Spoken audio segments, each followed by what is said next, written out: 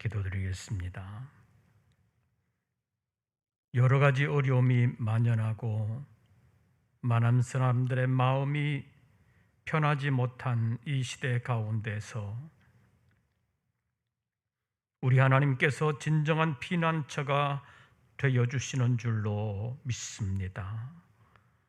어려울 때마다 주님께 피하게 하시고 주님께 피하는 사람들을 내치지 아니하시고 받아주실 뿐만 아니라 붙들어 주시고 품어주셔서 다시 새 힘 부어주시는 아버지 하나님의 은혜와 사랑이 있는 줄로 믿습니다. 코로나뿐만 아니라 다른 여러 가지 어려운 일들로 인하여 주님을 찾을 때마다 주님께서 만나주시고 붙들어 주시어서 새 힘을 주심으로 어려움이 무엇이든지 간에 이겨낼 수 있도록 하나님께서 역사해 주시는 줄로 믿습니다. 이 어려움 가운데서 낙심하여 주저앉아 있지만 아니하고 주님을 찾으며 주님 의지하는 우리 모든 권속들을 하나님께서 일일이 기억하시고 붙들어 주시어서 주의 이름의 영광을 위하여 끝까지 아름답게 쓰임받는 사람들로 굳건하게 세워주시옵소서. 이 저녁 시간에도 남다른 열심을 가지고 주님을 찾으며 주님과 함께 하기를 원하는 우리 모든 권속들에게 하나님께서 임재하시되 붙들어 주시고 새 힘 부어 주시어서 모든 어려움을 아름답게 이겨나가는 하나님의 사람들 되게 하여 주시옵소서. 여러 가지로 어려움을 겪고 있는 이 나라 이 민족에게 은총을 베풀어 주시되 하나님을 의지할 수 있도록 은총을 베풀어 주시옵소서. 마음이 강팍해지는 사람들이 많아지지 아니하도록 하나님께서 위정자들에게도 지혜를 주시고 겸손하게 하시고 하나님을 찾을 수 있도록 은혜 베풀어 주시옵소서. 이 저녁 시간에도 주님께서 머리 숙이는 우리 모든 권속들에게 찾아와 주심을 믿사오며 예수님의 이름으로 기도하옵나이다. 아멘.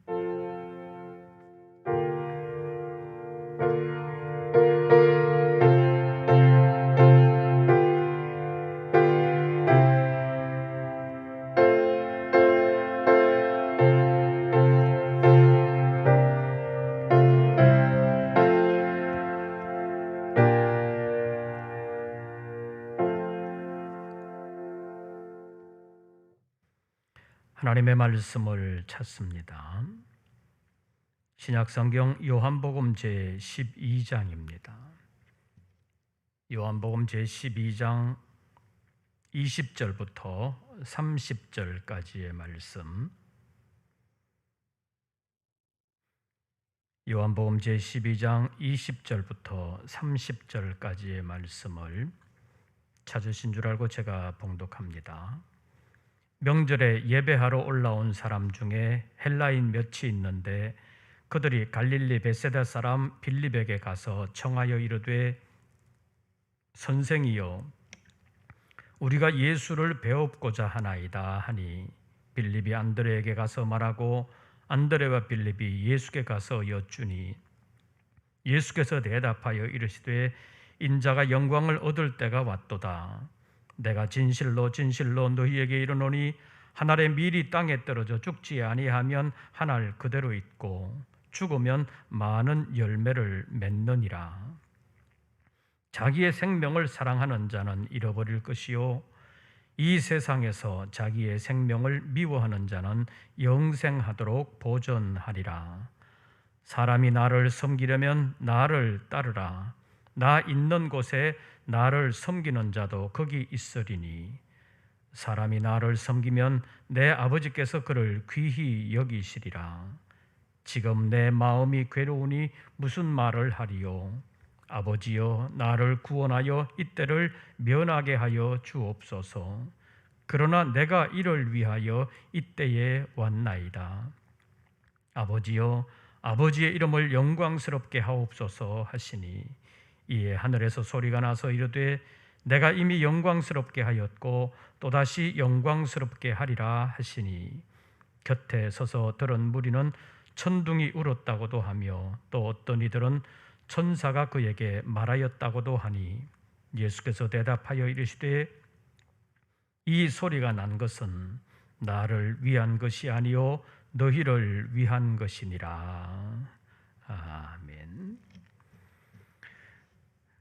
광고 말씀을 먼저 드립니다. 일단 정부의 거리두기 정책이 25일까지 4단계로 되어 있기 때문에 25일까지는 모든 예배를 영상으로만 드리게 됩니다. 그리고 새벽 기도회는 25일까지는 당분간 드리지를 못합니다. 그래서 새벽 기도 시간에 함께 모이지 못하기 때문에 출근하시는 분들을 제외하고 새벽 기도의 시간에 함께 모이지 않도록 또 노력해 주시기를 바랍니다. 개별적으로 각자 시간을 나누어서 모이지 않는 상태로 개별적으로 기도하실 수 있도록 힘써 주시기를 바랍니다. 수도권의 사회적 거리두기 단계가 4단계로 격상된 지 이제 열흘이 가까워지고 있습니다. 그런데 오늘 0시 기준으로 1784명의 확진자가 발생하면서 또 최고라는 기록을 세운 것 같습니다. 그동안 정부의 사회적 거리두기가 주로 2단계 2주간 간격으로 시작이 되어서 또 2주간 연장, 또 2주간 연장 이런 식으로 되어 왔는데 벌써 1년 6개월이 지나갔고 벌써 7개월째가 됐습니다. 이번 사회적 거리두기 4단계도 2주간 예정으로 시작을 했는데 지금 확진자가 늘어나는 것을 보면 또 2주간 연장될 가능성도 상당히 높습니다. 오늘이 중복이라 그러는데 기온도 서울은 36도 그리고 내일부터 모레까지 37도라고 예보되고 있습니다. 게다가 습도까지 높아서 후덥지근한 날씨가 계속되고 있습니다. 오늘도 참 많은 소식들이 전해졌습니다. 이런 때 속 시원한 소식이 전해지면 얼마나 좋겠습니까? 그런데 현실은 그렇지 못합니다. 이러한 때 우리는 우리의 신앙을 어떻게 챙겨가야 되겠습니까? 우리가 사는 세상은 옛날과는 정말 많이 달라졌습니다. 정보의 홍수들이 쏟아져 들어오는 시대이기 때문에 정보의 홍수 시대라고도 말하고 있습니다. 그래서 그 많은 소식들 가운데 어떤 소식을 계속해서 듣느냐에 따라서 사람은 달라지게 되어 있습니다. 우리나라의 경우에 진정한 의미의 진보도 없고 보수도 없다는 말씀을 여러 번 드렸었는데 그럼에도 불구하고 정치적으로 보면 자칭 진보라고 하는 사람들과 자칭 보수라고 하는 사람들이 서로의 진영 논리로 무장이 되어서 사사건건 대립하고 있는 것을 우리가 지금도 보고 있습니다. 그런데도 자기가 보수라고 생각하는 사람을 자기를 반대하는 사람들은 빨갱이라고 몰아붙이는 경우가 있습니다. 또 반대로 자기가 대단한 진보라고 생각하는 사람은 자기 편을 들어주지 아니하면 수구 꼴통이라고 생각하면서 껄핏하면 친일 반민족주의자다 또는 제국주의자다 이렇게 몰아붙이기도 합니다. 사람들이 왜 이렇게 된 것입니까? 자기 반대편의 입장에는 서보지도 않을 뿐더러 반대편의 목소리에는 아예 귀를 닫아버렸기 때문입니다. 사람은 어떤 소리를 계속 듣느냐에 따라서 그 사람의 품성도 달라지는 것을 볼 수 있고 가치관은 당연히 달라지는 것입니다. 그래서 학교 교육이 중요합니다. 학교에서 교사가 편향적인 시각을 가지고 가르치게 되면 학생들은 당연히 편향적인 시각을 가지게 되는 것입니다. 어른들도 마찬가지입니다. 계속 자기 편의 얘기만 듣는 사람은 반대편의 사람은 죽일 놈이 되고 마는 것입니다. 그래서 듣는 것을 잘 들어야 합니다. 믿음도 듣는 것을 잘 들어야 합니다. 로마서 10장 17절 말씀을 보면 믿음은 들음에서 나며 들음은 그리스도의 말씀으로 말미암았느니라. 이 말은 그리스도의 말씀을 제대로 들어야 제대로 된 믿음이 가능하다는 뜻입니다. 그러면 제대로 듣는다는 것은 무엇입니까? 오늘 본문에는 예수님께서 6월절에 예루살렘에 올라가셨을 때 있었던 일들을 기록하고 있습니다. 원래 6월절에는 많은 사람들이 예루살렘으로 몰려듭니다. 20절 말씀처럼 예배하기 위하여 많은 사람들이 예루살렘으로 올라오는 것입니다. 구약적인 교훈에 따라서 남자들은 1년에 3번 예루살렘에 올라갔었습니다. 무교절이라고 불리는 6월절, 그리고 초술절이라고 불리는 맥추절, 그리고 초막절이라고도 불리는 수장절이라는 명절입니다.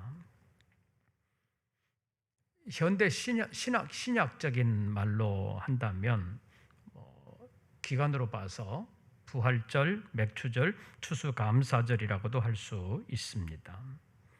이런 명절이 되면 유대인들은 자기가 어느 지역에 살든지 간에 마치 성지순례 하듯이 예루살렘으로 올라와서 예배하는 것으로 자기 믿음이 있다는 것을 나타내 보이려고 했었습니다.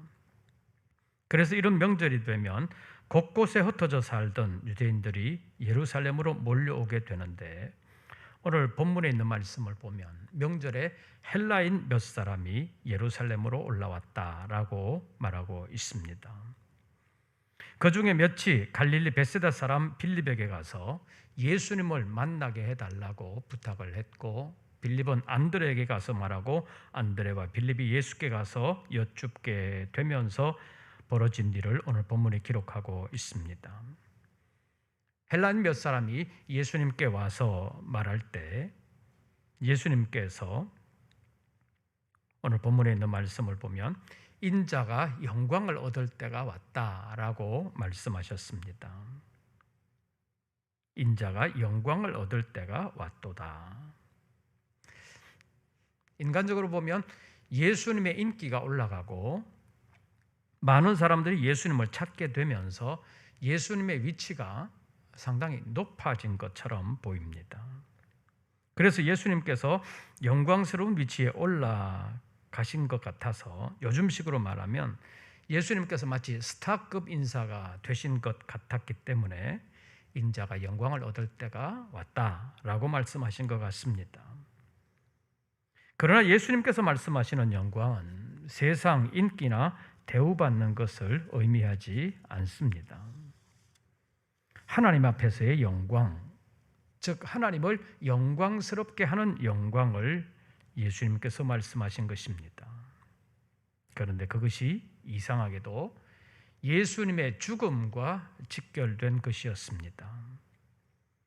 예수님께서 영광을 얻을 때가 왔다고 말씀하시고 곧바로 말씀하시기를 한 알에 밀이 땅에 떨어져 죽지 아니하면 한 알 그대로 있고 죽으면 많은 열매를 맺는다라고 말씀하셨습니다.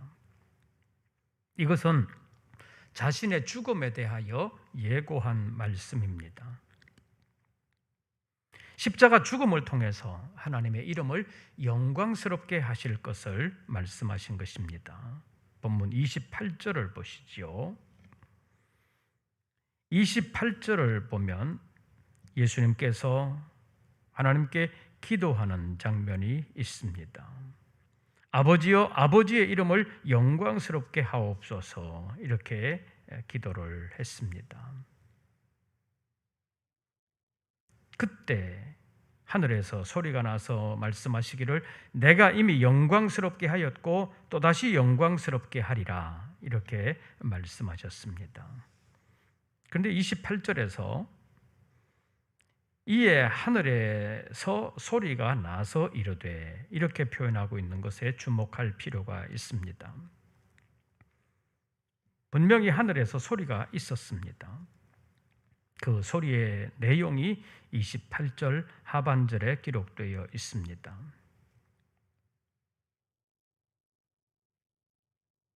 내가 이미 영광스럽게 하였고 또다시 영광스럽게 하리라는 하나님의 말씀이셨습니다. 그런데 이 소리가 모든 사람들이 알아들을 수 있었던 하늘의 음성은 아니었습니다. 29절 말씀을 보시죠. 곁에 서서 들은 사람들 중에서 어떤 무리는 천둥이 울었다고도 했고 또 어떤 이들은 천사가 그에게 말하였다라고 말하고 있다고 전하고 있습니다.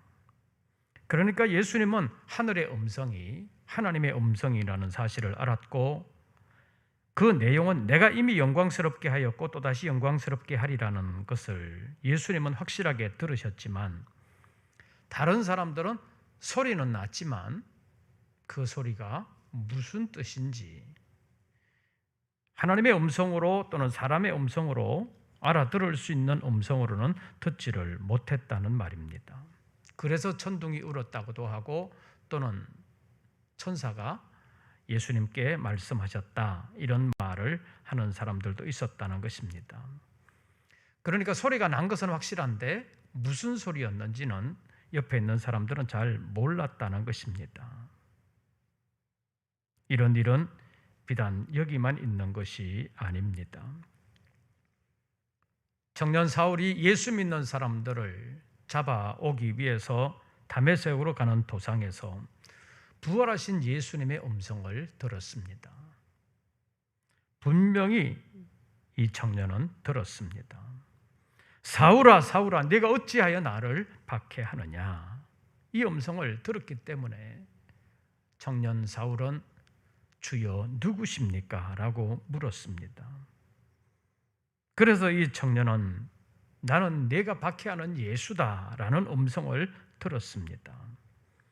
그런데 사도행전 9장 7절 말씀에 보면 같이 가던 사람들은 소리만 듣고 아무도 보지 못하여 말을 못하고 서 있더라, 이렇게 기록하고 있습니다.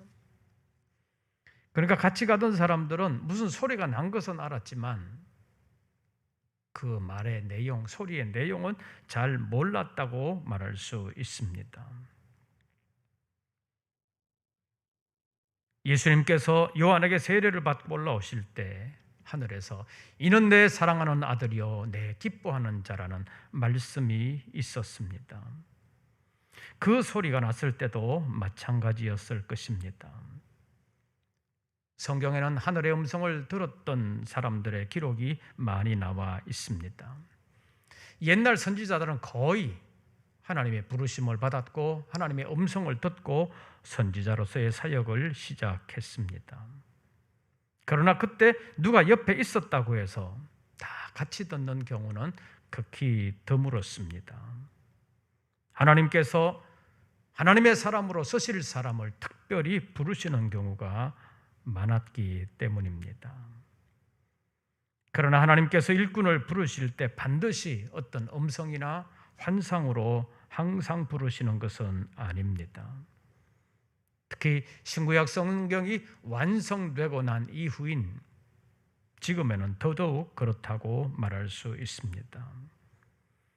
왜냐하면 신구약 성경의 계시는 완성된 종결적인 계시이기 때문에 인류의 구원을 위한 더 이상의 계시가 필요 없기 때문입니다. 그래서 이제는 성경 계시만으로도 인류를 구원하시려는 하나님의 뜻을 확실하고도 충분하게 우리가 알 수 있기 때문에 성경만 믿으면 구원함을 받을 수 있고 성경 계시만으로도 하나님의 뜻을 알고 하나님의 일을 할 수 있기 때문입니다.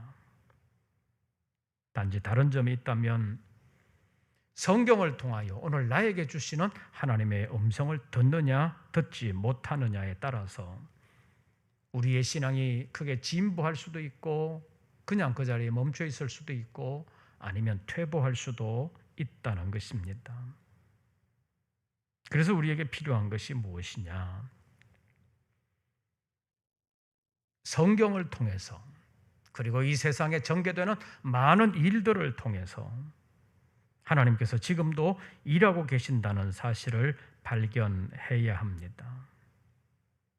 다시 말하면 세상을 통해서 일하시는 하나님을 발견할 수 있는 영안이 열려야 한다는 것입니다. 그리고 그 많은 일들을 통해서 우리에게 교훈하시는 하나님의 음성을 들을 수 있어야 한다는 것입니다. 다시 말하면 우리의 신령한 귀가 열려야 한다는 것입니다. 이것은 날마다 어떤 소리를 듣고 어떤 환상을 보아야 한다는 것이 아니라 성경을 통해서 오늘 우리에게 주시는 하나님의 교훈이 무엇인지를 발견해야 한다는 말씀입니다. 좀 더 구체적으로 말하면 지금도 계속되고 있는 이 코로나19라는 상황을 통해서 답답하다 그렇게만 생각할 것이 아니라 이런 상황을 통해서 하나님께서 우리에게 주시는 교훈은 무엇인가 하는 것을 찾는 것이 필요하다는 말씀입니다. 우리 앞에 어떤 일이 전개되든지 그 결과에만 파묻혀 있는 것이 아니라 이것을 통해서 내게 원하시는 하나님의 뜻이 무엇인지를 찾아야 한다는 말입니다. 코로나를 통해서도 그렇고 작게는 내게 전개되는 작은 일들 가운데서도 하나님의 뜻을 발견할 수 있어야 된다는 것입니다. 그래서 소소하게 일어나는 일들 가운데서도 하나님의 뜻을 발견하고 하나님의 음성을 들을 수 있다면 우리의 영이 하나님의 생명으로 훨씬 더 풍성하게 될 것입니다. 시편 19편 1절에서 4절까지의 말씀에 보면 하늘이 하나님의 영광을 선포하고 궁창이 그의 손으로 하신 일을 나타내는도다. 날은 날에게 말하고 밤은 밤에게 지식을 전하니 언어도 없고 말씀도 없으며 들리는 소리도 없으나 그의 소리가 온 땅에 통하고 그의 말씀이 세상 끝까지 이르도다. 시편 기자는 신령한 눈이 열려 있었습니다. 그를 통해서 우리에게 전하는 것은 자연계가 하나님의 영광을 드러낸다는 것입니다.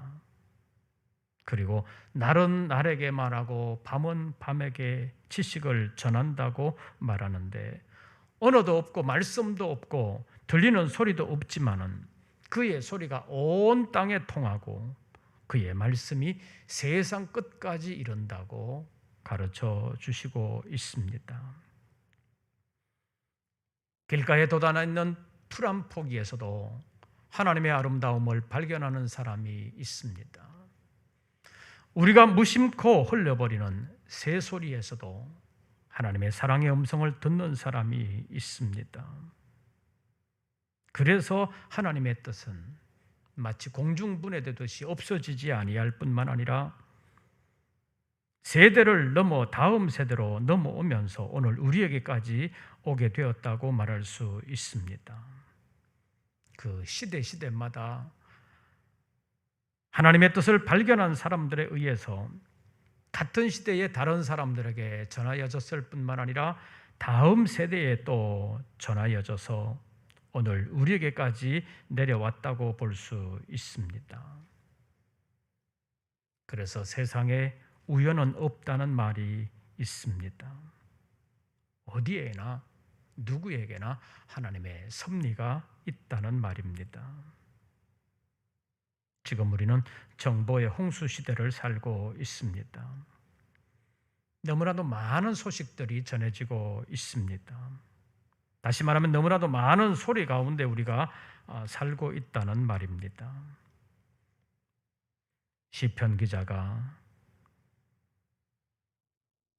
하나님의 소리가 온 땅에 통하고 하나님의 말씀이 세상 끝까지 이른다고 노래했던 것처럼 하나님의 말씀도 온 세상에 퍼져 있지만 인간의 소리들도 세상 소리들도 너무나도 많이 퍼져 있는 것입니다.